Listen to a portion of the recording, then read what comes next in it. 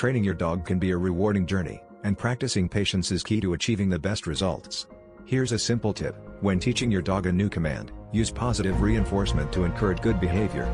Start by breaking down the command into small, manageable steps, and reward your dog with treats or praise for each successful attempt.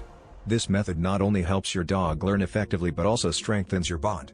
Remember, patience is crucial. If your dog doesn't get it right immediately, take a deep breath and try again. Consistently practicing patience and positive reinforcement will lead to better outcomes in the long run. Want to learn more about how patience can transform your dog's training? Register for our free workshop today and unlock the secrets to becoming a more effective and understanding dog trainer.